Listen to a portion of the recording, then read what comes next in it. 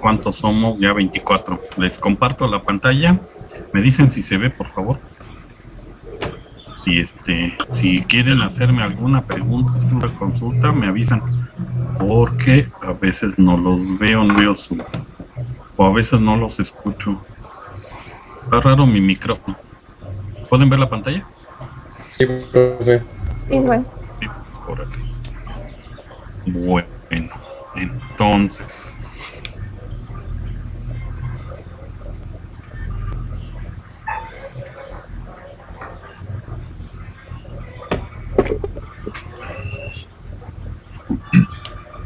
Vamos a entrar en materia gris. Espérame. Nada más déjame recordarme cuándo nos vemos. ¿Mañana?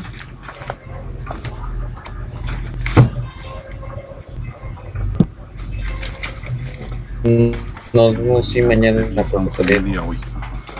Sí, sale, vale. Ahorita vemos. Entonces, no queremos conceptualizar un sistema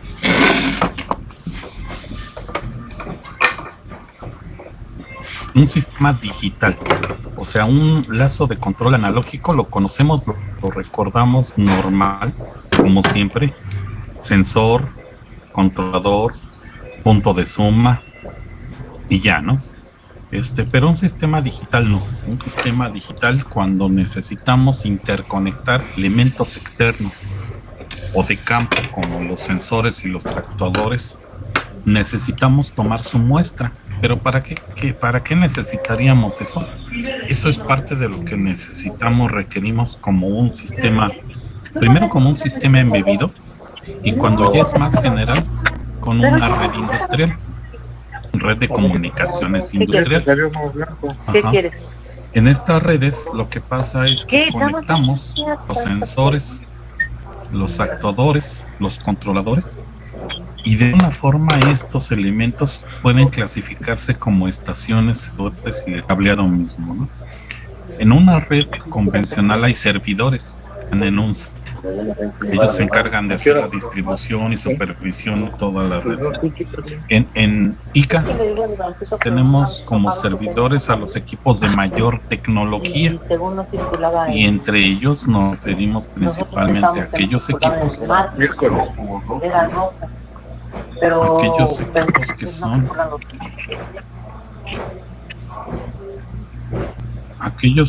que son principalmente los más pesados, los de mayor responsabilidad.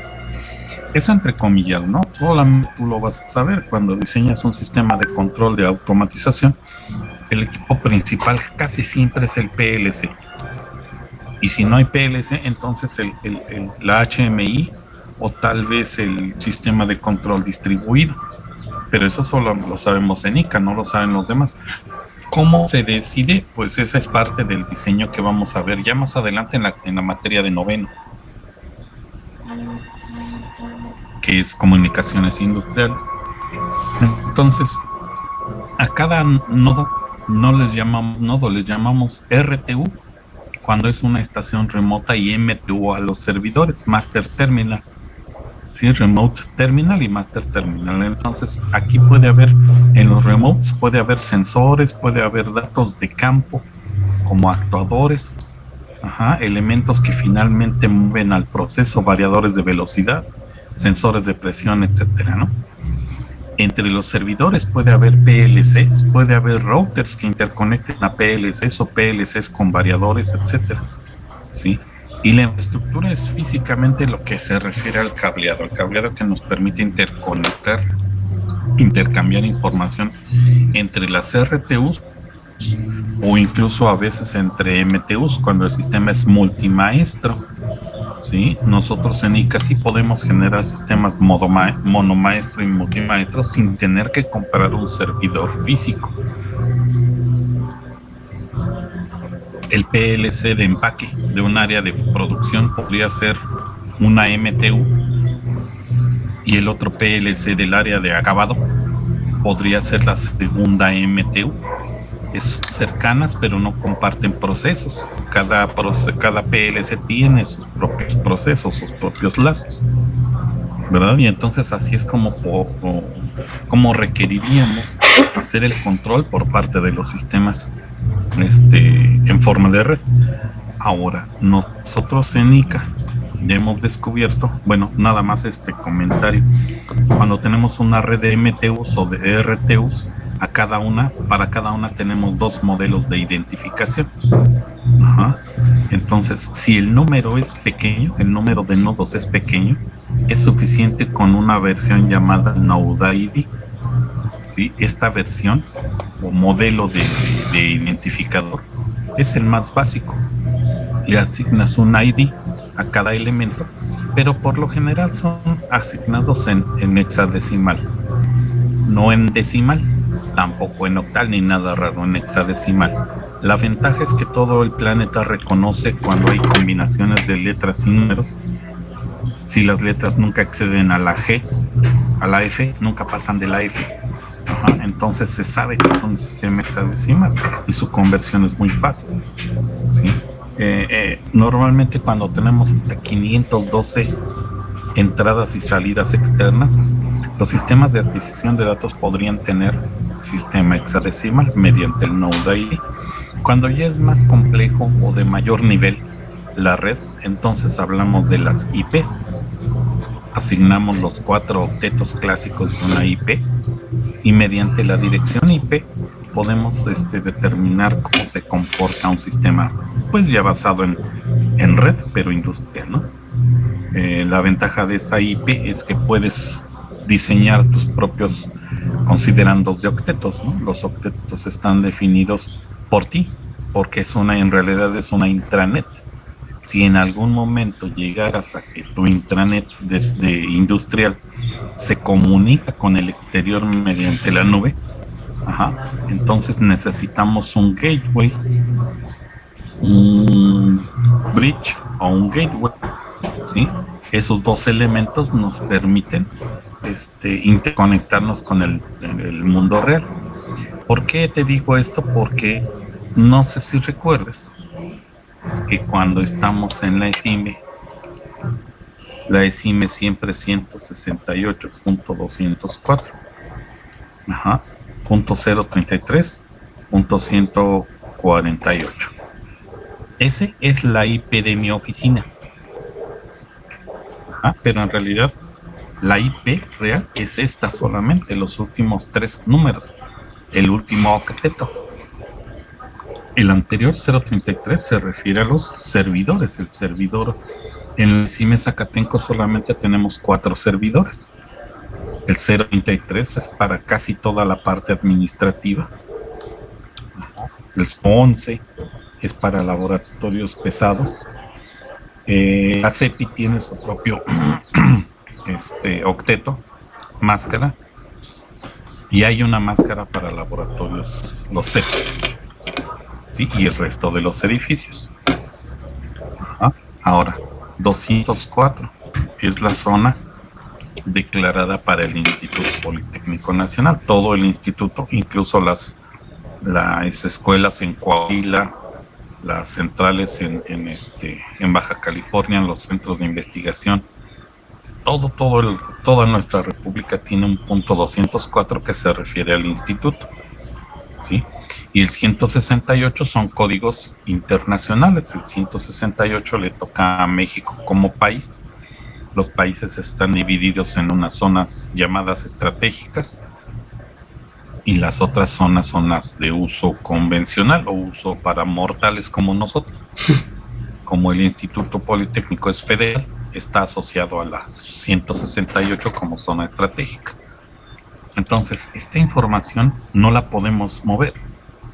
En cualquier parte en donde estemos en México siempre va a ser 168, si es que es el gobierno federal.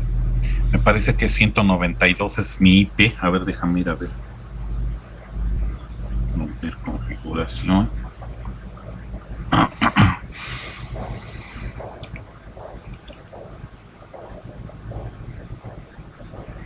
¿Qué? No me dejó ver mi configuración. Bueno, algún día la voy a ver y va a ser como 192, me parece, que es la del proveedor de internet que yo tengo. Ajá, entonces, es muy similar si tú tienes un proveedor idéntico al mío, que se llama, ¿cómo se llama? Espérame, que no me acuerdo. Yo lo uso, pero no me Total Play, Total Play. Si tú tienes Total Play, aseguro que tu acrónimo, tu primer par de objetos van a ser similares a los míos. El primero es nacional, dependiendo del sector, si es comunicaciones, y el segundo es regional. Y ya el 033, pues es de la zona geográfica en la que estamos, ¿sí? Y finalmente el IP, pues son los últimos 3 números. Entonces, si fuera a nivel internacional, tú podrías tener un PLC que tenga esta nomenclatura 168.204.033.148 y puedes usarlo en tu intranet. Pero en el momento en el que exportas los datos al exterior, donde esto sí está normalizado por acuerdos internacionales, en ese momento puede chocar la IP del PLC de la zona 2 de calefacción contra la IP de la computadora de Francisco Aparicio en la CIME Zacatenco. Para evitar ese choque se utilizan los puentes y las compuertas, principalmente los puentes, los bridges. Estos son equipos electrónicos que hacen una especie de enmascaramiento. Haz de cuenta que el exterior me dice, mira, tú ves a 168.204.033.148 de la intranet de la CIME Zacatenco, pero no le hagas caso. Ese en realidad es un PLC. Esa es la función del bridge, crear una base de datos bidireccional para que cuando la comunicación va de aquí hacia acá, él lo comprenda, y de aquí para acá, él lo comprenda. Independientemente de esto no sería duplicar, porque estamos hablando de un número IP local con respecto de un número IP comercial mundial. Sí, entonces esa es parte de lo difícil y de lo emocionante de un sistema industrial. Lo emocionante es que las empresas tienen sus propios IPs. Lo emocionante es que si un hacker llega en Francia y busca el 168.204.033.148, nunca va a encontrar al PLC. Va a encontrar a la oficina de Francisco Aparicio, porque es usuario civil normal. Si ves una de las principales ventajas de la red industrial. Ahora, para eso necesitamos hacer algo, y va a ser revisar lo que ya hicimos, lo que ya viste en alguna materia, lo estás llevando. ¿Llevas ahorita elementos primarios de medición o ya lo llevaste? Ya lo llevamos. Ya lo llevamos, profe. ¿Ese no lo llevaron en sexto o en quinto? Fue en quinto semestre. Y sexto fue transmisión, elementos de transmisión y control. Ya. ¿Ahí es donde ven sensores? No. Sí, profe, una parte. Sí. Sensores y actuadores.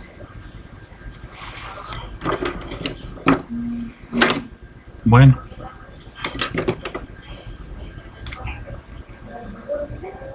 Bueno, finalmente es no lo van a ver en algún momento de su carrera, y de hecho lo van a usar más bien, ¿no? Conmigo y con otros profes. Entonces, tu lazo de control convencional, tú sabes, porque eres de ICA, que no es como lo pintan, como se lo pintan a los del CONALEP o a los de UPITA, ¿no? A ellos, a los mecatrónicos de UPITA, les dicen, mira, Juanito, un lazo de control es un sensor, un controlador y un actuador, cuando mucho, ¿no? Y aquí en ICA, pues sí lo vemos de veras, o sea, nos quitamos los lentes y lo vemos con vista de rayos X, y vamos a descubrir esto. Vamos a descubrir que la toma del proceso la realiza el sensor, elemento primario de medición, y que esa señal, lo ideal, el sueño dorado tuyo sería que se fuera directo al compar, donde comparáramos el process value con el process value con el set.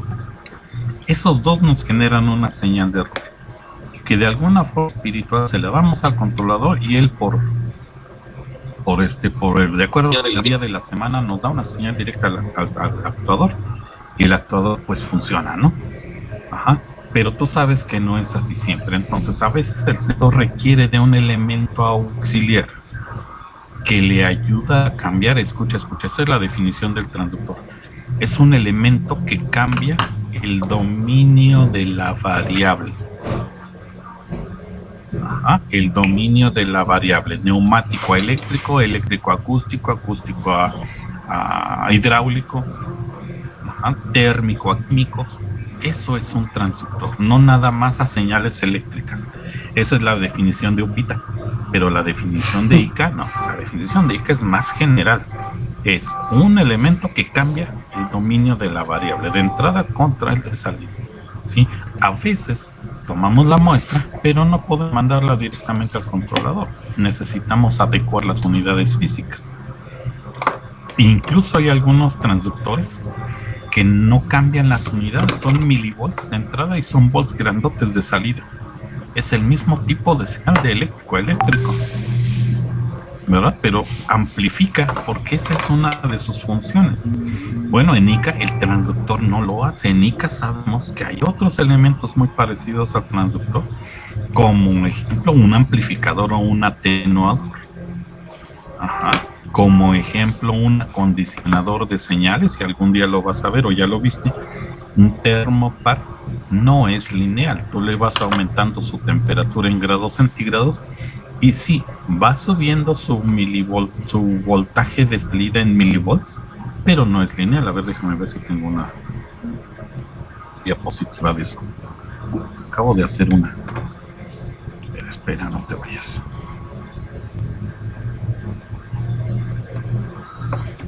Recuerdo haberla hecho.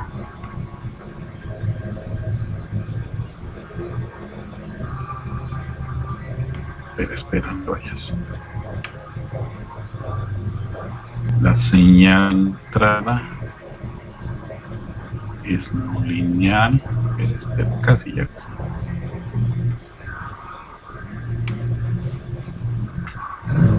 Y por un método extraño, externo, le hacemos una cosa llamada, sí, acondicionamiento de señales, pero en realidad es una linealización. Ajá, una de las funciones primarias de un sistema. Aquí está. Espera. Esta es una.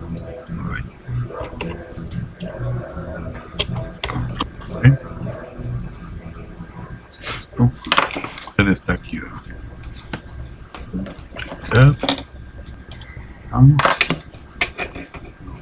Vamos. Control B. Mira, esta es una curva típica de un termopar. Ajá. Por ejemplo, en el termopar, y para mostrar su no linealidad, a 800 grados centígrados el termopar tipo J aproximadamente saca 460 milivolts, ¿sí? Pero a la mitad o a menos de la mitad no saca la mitad porque es no lineal, es asintótico de esta forma, ¿sí? Entonces, ¿qué hacemos? Acondicionar la señal mediante el método de linealización. Linealizamos para que el actuador, el controlador, el punto de suma, todos los elementos de lazo comprendan que la operación que él espera es lineal, pero el sensor no la toma lineal. Por eso la necesidad de hacer el acondicionamiento, ¿sí? Por ahí seguramente, ojalá que lo vean, muchachos, si no me avisan y tengo algo de info. Cuando tenemos un termopar con esta curva exponencial, hay tres métodos para linealizarlo. Ajá, el primer método es cosa que se llama suma de la contraforma matemática. Si esta cosa es lineal, es logarítmica, digo exponencial, le sumamos una logarítmica y sacamos el promedio. Hay otro que se llama aproximaciones sucesivas y hay otro que se llama método de pareo, que utiliza memoria ROM, más bien ROM. Entonces, con esos tres métodos, la salida es como si fuera lineal. No lo es, Inge. Ajá. No lo es porque el origen no es lineal. O sea, si la señal original que estamos detectando sí es lineal, mi sensor no lo es, entonces este acondicionador le da a entender a este sistema, esperamos que sea lineal, que él sí lo es. Ajá, pero solamente durante la operación. No alteramos la medición, no lo alteramos. Si aquí estamos a 300 grados centígrados, él va a entender que estamos a 300 grados centígrados. Pero el problema ¿por qué linealizamos? Es porque el controlador espera señales de 0 a 10 volts o de 4 a 20 miliamperes.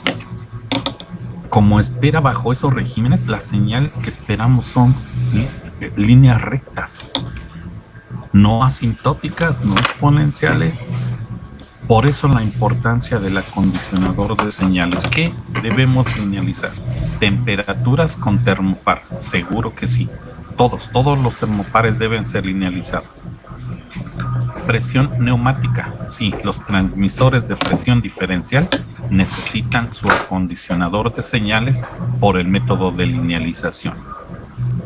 Ajá. El llenado de tanques, el llenado de recipientes con líquidos requiere ser linealizado. Y hay otra variable que es el caudal de aire. Cuando empiezas en los ventiladores, en los sistemas de aire acondicionado, el inicio y el final son arranques en una forma llamada en S. Arranca en S y termina en Z.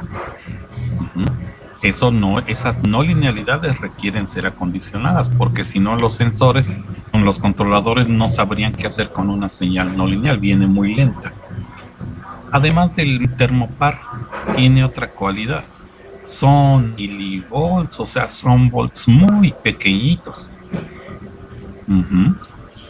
Por eso además de linealizar, amplifica. ¿Verdad? Por eso la necesidad de incluir a los acondicionadores.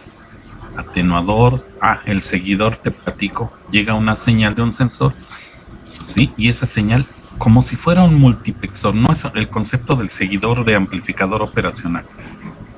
Es un multiplexor, porque recibe una señal de 0 a 10 y salen múltiplos de 2 canales. Salen 2 de 0 a 10 o 4 de 0 a 10. Cuando la entrada está al 30%, las salidas están al 30%. En los seguidores actuales se llaman signal follower. En los seguidores actuales puedes configurar voltaje o corriente. Entonces, tú puedes entrar con voltaje y salir con corriente o viceversa.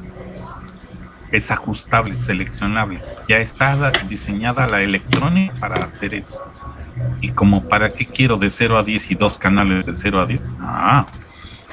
Hay procesos como aquellos en donde se sincronizan los rodillos para que operen a una velocidad definida. Si yo aumento la referencia de velocidad, los 2, los 3, los 4 rodillos tractores de ese sistema deben aumentar velocidad sin cambiar la tensión entre ellos.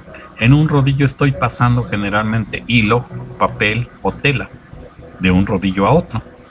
Al hacer ese cambio, le estoy agregando generalmente propiedades físicas: dureza, suavidad, resistencia, color, olor, aromas, ¿no?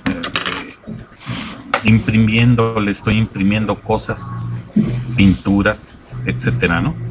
Ese tipo de procesos requieren que la velocidad del rodillo tractor y del rodillo movido sean la misma. Si fuera diferente la velocidad, o se rompe o se elonga, se queda guango, como diría mi abuelito. Y pues el proceso se pierde, ¿no? Se rompe. Entonces, para asegurar que todos los rodillos vayan a la misma velocidad, para eso son los seguidores de señal. Y hay un tercer concepto que es el seguidor de señales, el aislador de señales, Signal Isolator, que realiza esa función de aislamiento mediante dispositivos fotoeléctricos como optoacopladores.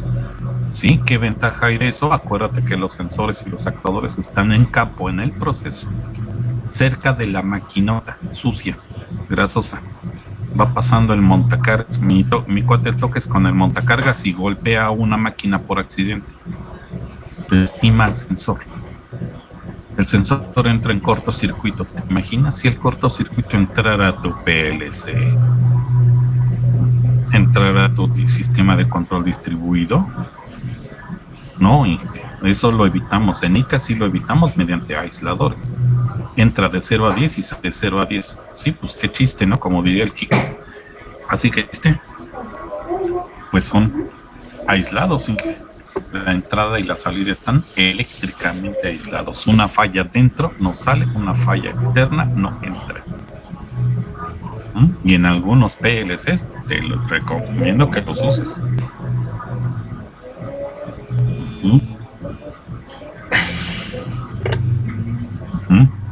Ok.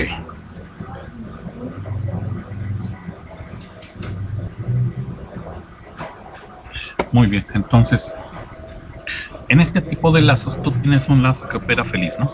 Así bien tranquilo, con su controlador, su sensor y su lo que quieras de esto, y luego tú le ajustas, el operador le ajusta la velocidad, la temperatura, la humedad, la presión, lo que quieras, y pues el controlador es feliz, ya está sintonizado, ya se usa. Ajá. Pero entonces llega ICA y dice, oye, yo necesito tomar la muestra de esa variable, de lo que estás midiendo, sensor, necesito que me mandes una señal para que yo la pueda convertir a un alambre de comunicaciones que pueda comprender mi compu, porque mi compu ni creas que tiene entradas tipo par, o tiene clemas allá atrás para conectarle señales de 0 a 10 o de 4 a 20, no, ni de chiste. Sí puedo conseguir, sí, pero no es el objetivo. ¿Cómo lo hago? Mediante un cable Ethernet, ¿no? RJ45, el conector, unas UTP, ¿no? Pero ¿cómo le hago? Los datos del sensor ya están a su lazo de control. Ajá.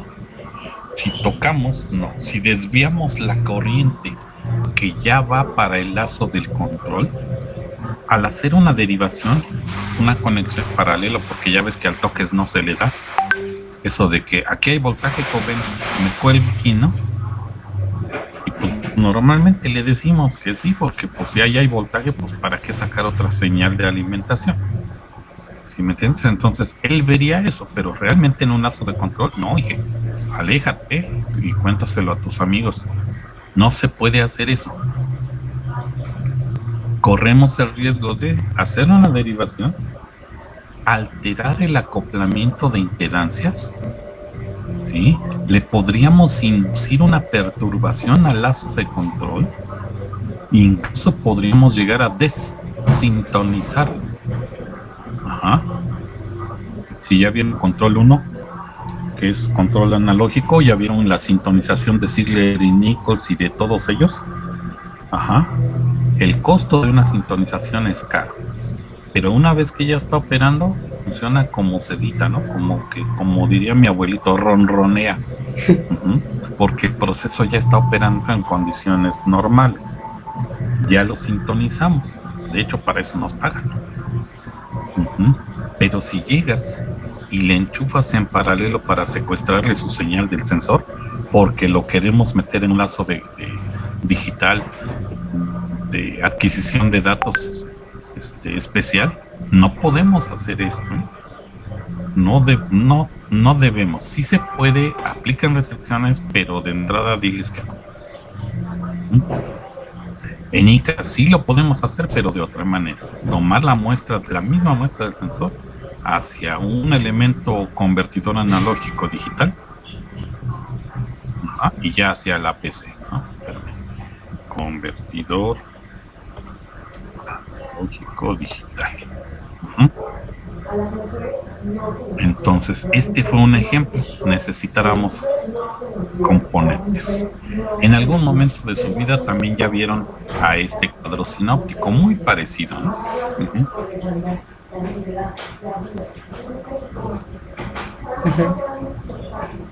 Este cuadro óptico solamente casi siempre lo usamos a partir del tipo de variable.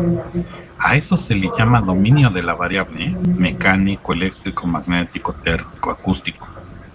El dominio de la variable que estamos midiendo, no el dominio de la variable que estamos enviando. Por ejemplo, un termopar es de dominio térmico, un micrófono es de acústico, ¿no? Un medidor pH, un sensor de pH es químico, y así sucesivamente, ¿no? Entonces, normalmente a los sensores en ICA sí los desplazamos, sí nos ponemos a revisar parte por parte cómo sería, cómo se clasifican. Y en la primera parte los dividimos por los activos y pasivos, ¿te acuerdas? Los sensores que necesitan energía y los que producen energía. ¿Sí? Un sensor que necesita energía para manifestarse, sí lo hace, pero si no le aplicas energía no se ve. Un RTD. ¿Te suena RTD? ¿Sí te suena RTD en G? Sí, Hola, hola. profe. Profe. Ajá. Sí. Es una resistencia variable por temperatura, ¿verdad? Se manifiesta un cambio en sus ohms. Ajá. Es inverso. A mayor temperatura, menor resistencia. ¿Sí? Pero no hay manera de ver la resistencia. Incluso para medir la resistencia con un ómetro, necesitamos aplicar energía. ¿Cuál? La del multímetro, la del ómetro. Si no tenemos esa energía aplicada externa, no se puede ver la variable. Ajá. Bueno, el termopar es lo contrario. El RTD y el termopar son hermanitos, pero son contrarios. Uno es activo, uno es pasivo. El termopar produce su propia forma de energía. Si te acuerdas el principio de funcionamiento del termopar, hay un efecto muy importante en el termopar, que es el que genera los milivolts. ¿Cómo se llama ese efecto, ingeniero de ICA? ¿Cómo se llama?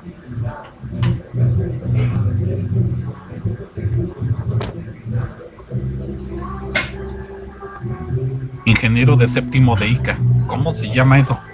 El efecto con el que el termopar genera sus milivolts tiene un nombre, como efecto Joule, muy parecido. Ándale, dime.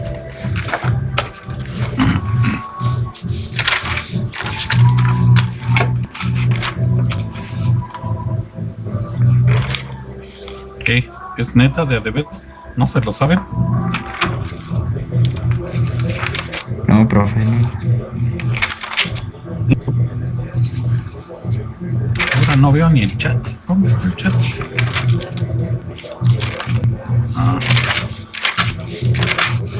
Efecto termoeléctrico Seebeck. Perfecto, Inge, gracias. Así se llama, muchachos. Recuerden este nombre. El efecto Seebeck. Ajá. Nada más que efecto. Seebeck es fue una persona que descubrió este efecto, muy, muy importante en algún momento de su vida. Hay varios métodos para generar energía eléctrica sustentable, es decir, que no es amigable con la naturaleza, ¿no? El panel fotoeléctrico en G sí es amigable hoy, pero en 24 años va a ser un desperdicio industrial muy difícil de regular, muy difícil de resguardar. Su vida media es de 24 años. Pero es muy caro incluso para una casa, ¿no? Si fuera una instalación en una oficina, en una residencia, y tal vez en una residencia, pero en institutos, en domótica o en inmótica, sí. Pero en una casa no.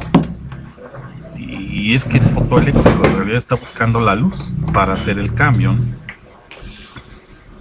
Hay parques muy muy grandes que tienen paneles fotoeléctricos, pero no, y que ya cayó de de su efectividad es muy baja, su efectividad, su eficiencia 78, 80% cuando es nuevo. Conforme va avanzando su edad, a los 10 años ya anda casi por la mitad de eficiencia. Entonces parecería como si fuera una buena idea, pero no lo es tanto, ¿eh? Bueno, hay otros métodos para generar energía como la eólica. Aquí en la zona centro del Distrito Federal de la República no hay mucho aire, entonces tampoco, ¿verdad, Tache? Hay otro método que se llama hidropotencia, mediante una columna de agua que se va desplazando burbujas. Ajá. Este desplazamiento de burbujas nos permite hacer girar un generador. Cuando no tengas nada que hacer, checa eso de la hidropotencia. Ajá. Porque, ¿sabes? Espérame tantito, por favor, ¿sale? Bueno.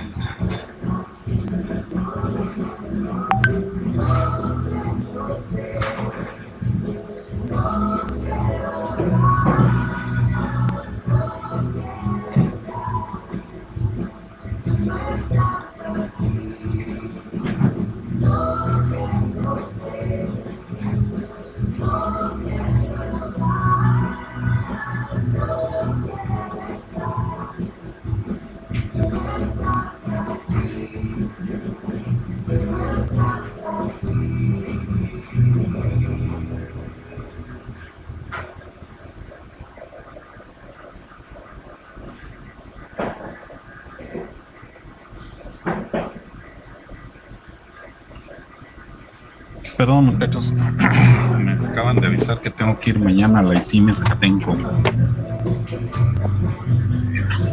Entonces,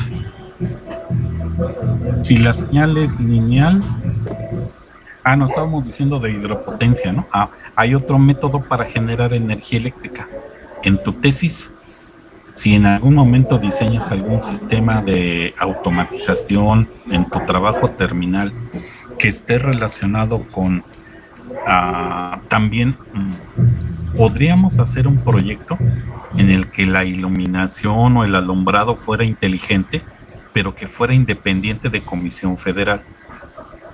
Esa instalación la podríamos modernizar mediante un sistema generador propio. Hidropotencia es muy bueno, ¿eh? Son caros, pero no los paga Francisco Aparicio, los paga una empresa por un proyecto. La ventaja es que ya hay muchos distribuidores en México y otra ventaja es que completamente te independizas de Comisión Federal, o sea, empiezas a ganar, a recuperar la inversión en 3 o 4 años máximo. Si en algún momento vas a instrumentar algo, si vas a instrumentar o automatizar algún invernadero, algún lugar que tenga problemas con los accesos de servicios, hidropotencia es muy buen principio. Hay otro principio con el que se está trabajando que se llama calor residual. Sí, ese principio utiliza el efecto Seebeck. Una autopista, todo el día estás metida a calor, incluso cuando está nublado, está caliente el suelo. Entonces, si conectan varios sensores de efecto CIVEC, se me fue el nombre, ahorita recordaba el nombre, pero se me fue, luego te lo recuerdo. Esos módulos de CIVEC nos permiten generar milivoltaje acumulable que se puede ir sumando a resguardarlo en una batería para ir cargando una batería. Ya después un inversor convierte la corriente directa de la batería en corriente alterna útil, ¿verdad? Esa sería también otra opción. El calor de una casa, el calor del horno, el horno de tu casa cuando tu mamá está guisando un pastel, no preparando un pastel, prende el horno, se enciende el horno, la cámara del horno, el recinto del horno donde vive el pastel, pues está haciendo de las suyas, de eso se trata. Pero la parte exterior del horno también tiene calor que se está irradiando al ambiente, la cocina queda caliente. Ese es un efecto térmico que no se utiliza, por eso le llamamos calor residual. Ese principio sí lo podríamos usar también a nivel doméstico, ¿no? En fin, luego platicamos de esa parte, pero lo interesante es que sí hay elementos como este que te genera su propia energía y otros que no, y en los sensores ocurre en muchas veces, en muchas ocasiones. Hay sensores de contacto que deben tocar a la muestra que queremos medir, y hay otros que son sin contacto. Un ultrasónico para nivel de sólidos, pues ultrasónico en teoría no lo toca, físicamente no. Un sensor de contacto, no sé, un sensor de desplazamiento, un especímetro, etcétera, ¿no? Por el tipo de señal, analógicos, digitales, discretos. Los analógicos son continuos, los digitales solamente de 2 estados, y los discretos pueden tener puntos intermedios entre ellos, ¿no? Pues sí, puntos intermedios, aunque a ver, déjame ver si encuentro uno que sí lo recuerdo haber hecho.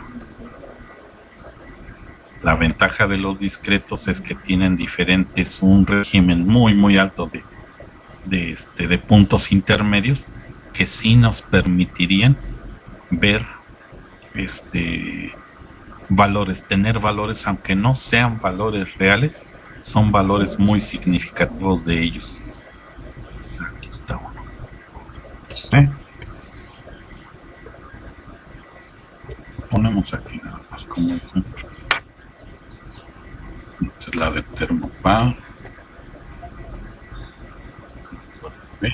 Este es el ejemplo de sensores discretos, mira. Los sensores tienen una señal a la que llamamos discretizada, ¿no? En realidad sí así se llama, pero más bien está digitalizada. La digitalización no puede ser al 100%. Cuando la señal pudiera llegar a ser tan digitalizada, intervalos de tiempo muy pequeños, es como si estuviéramos imitando a una señal analógica, ¿verdad? Entonces no es el caso. La idea de lo discreto es que con cierta cantidad de puntos tenemos suficiente precisión. 8 bits, 16 bits es una de precisión muy muy buena. Si quieres algo más, pero más especial, 32 bits son excelentemente geniales. PLCs o sistemas de control distribuido los trabajamos a 16 bits o con doble precisión a 32. Es suficiente.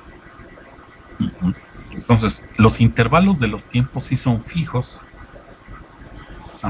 Y las amplitudes van a determinar de qué valor medio queremos representar. Entonces, entre más tengamos pulsos aquí, más imitante, más parecida a la señal que estamos estreando, es igual a la señal analógica que le da origen, ¿verdad? Este es el concepto de la señal discreta que nos están preguntando aquí en los sensores discretos. Puede haber analógicos y digitales de acuerdo con la señal que proporcionan. Algunos detectan señal continua y envían señal discreta. Por ejemplo, una fotocelda, las fotoceldas de las que están en el poste de la energía eléctrica, las del alumbrado público, esas fotoceldas miden umbrales, detectan umbrales, pero al llegar a cierto valor abre y cierra platinos, o sea, su señal de entrada es analógica y su señal de salida es de tipo on-off. Por eso son distintos los criterios de selección. Por su nivel de integración, no te preocupes, ese ahorita lo comentamos, discretos, integrados, etc.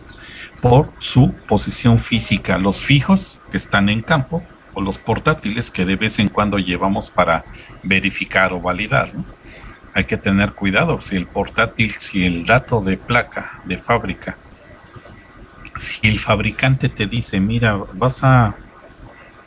ya sé dónde me pasó, con un pirómetro de radiación. ¿Te suena un pirómetro de radiación y qué? ¿Qué es un pirómetro de radiación? Porque según yo es un medidor de mide en el umbral de cierta temperatura. Según yo era, no recuerdo cuántos kelvins podía medir o algo. Era lo de pues las señales de radiación que no se pueden ver fácilmente. Ok, es térmico, ¿no? De entrada. Luego, nos mide solamente recintos cerrados. Ajá. ¿Podríamos medir la temperatura ambiente de la casa? Sí, porque es un recinto cerrado. ¿Podríamos usar un pirómetro de radiación en el exterior? No, no tiene sentido. Ajá. Normalmente los pirómetros los usamos para medir temperaturas dentro de recintos cerrados como los hornos. Nos da el gradiente de temperatura, no nos da una temperatura en un punto específico, no, nos da el gradiente, es la distribución térmica de todas las moléculas, de la zona en donde está a su alcance. Tiene una forma muy parecida a un plato parabólico, ¿sí? Rebota su señal a un punto focal y en ese punto focal se realiza la medición. ¿Sí? Ok, esos pirómetros de radiación, cuando lo compras, el manual te dice, gracias por comprar lo último en tecnología, ¿no? Usted está usando un pirómetro el más picudo del planeta, ¿no? Como siempre, ¿no? Y luego te dice, para que su pirómetro opere de la forma adecuada, le recomendamos hacer lo siguiente, ¿no? Así viene en el manual. Y a mí ya me pasó, por eso te lo platico. Me dice, tienes que trazar un triángulo,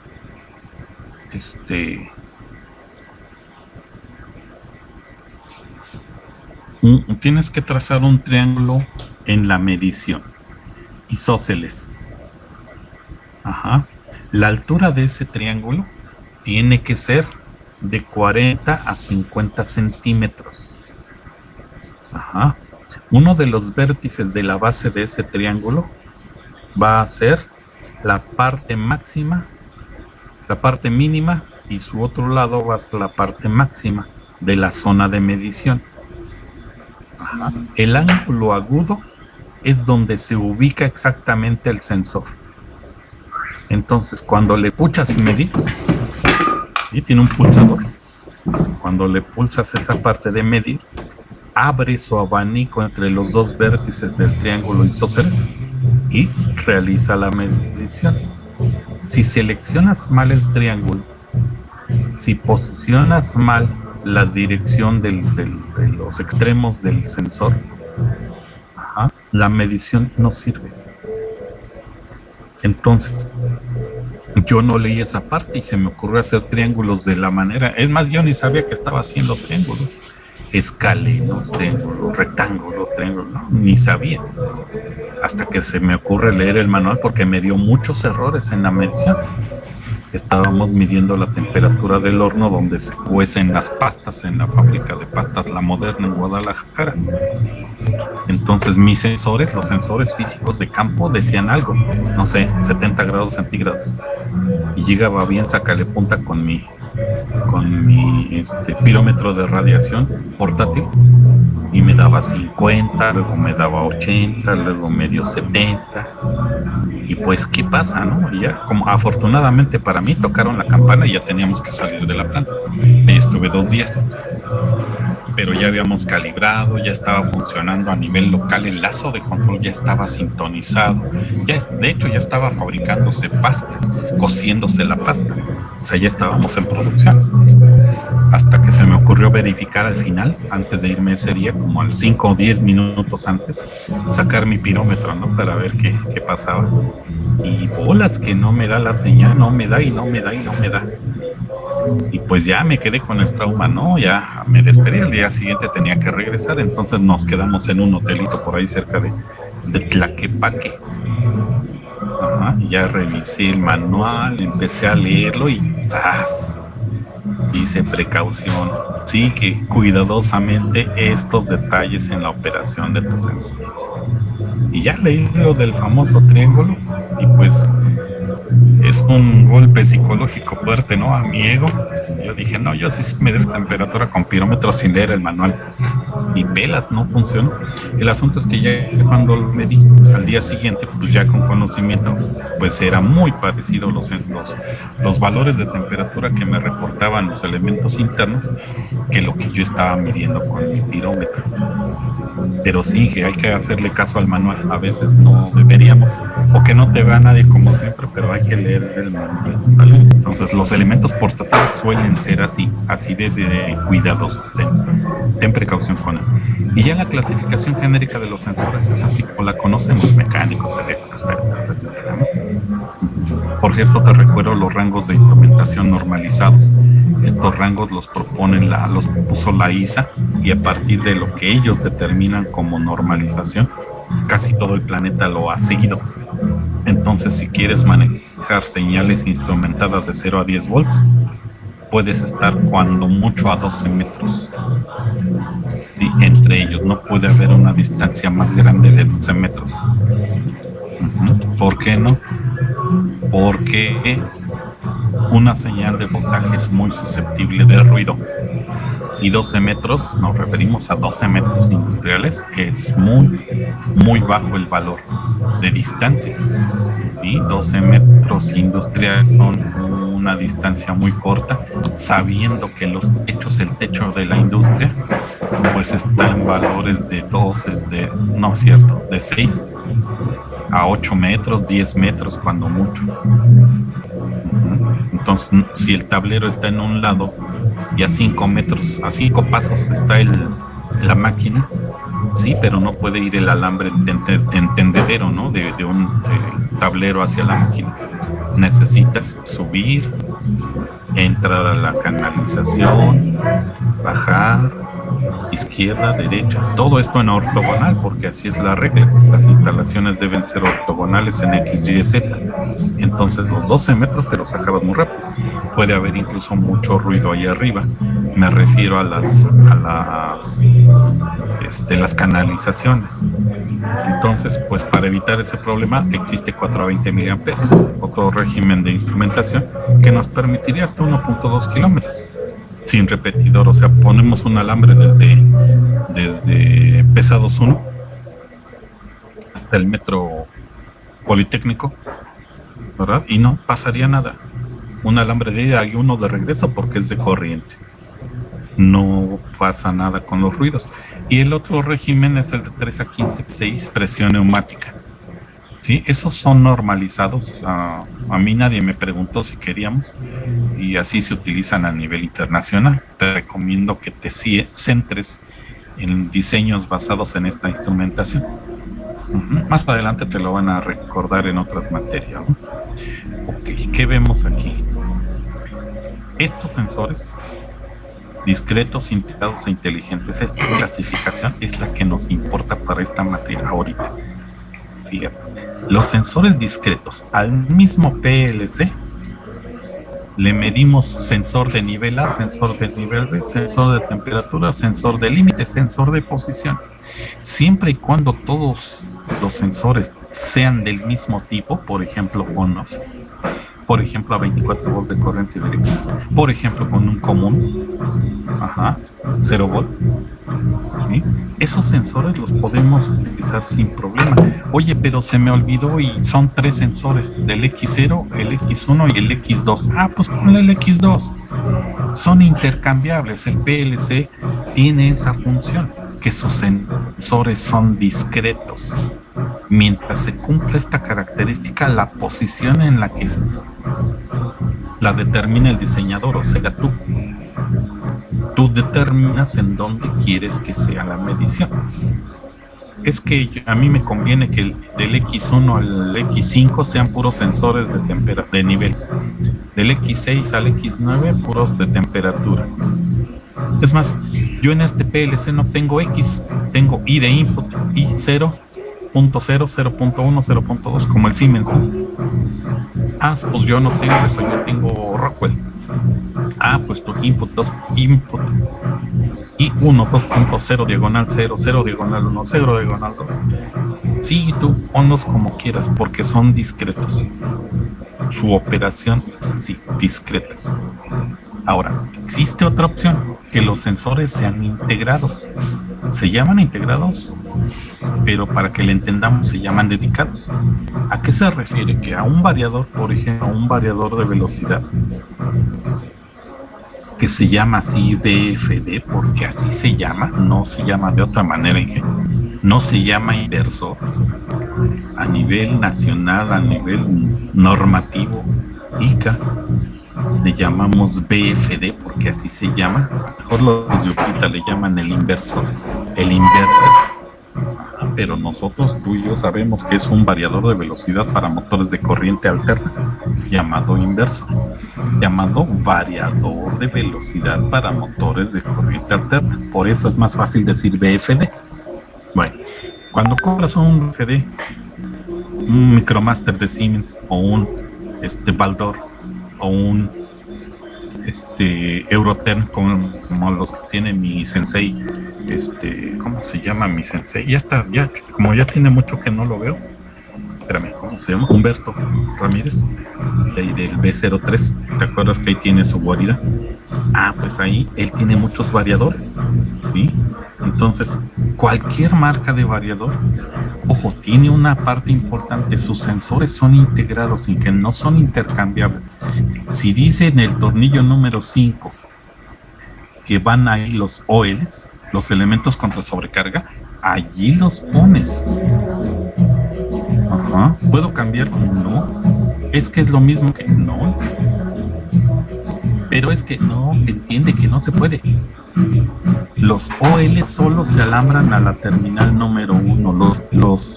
El ventilador del motor solamente se alambra a la terminal 2. El termistor a la terminal 3. El detector del sistema trifásico a la 4. Oye, pero yo no tengo, pues entonces no lo alambres. El bus de corriente a la terminal 5. Oye, ¿y se pueden intercambiar? Te estoy diciendo que no, dije, no se puede.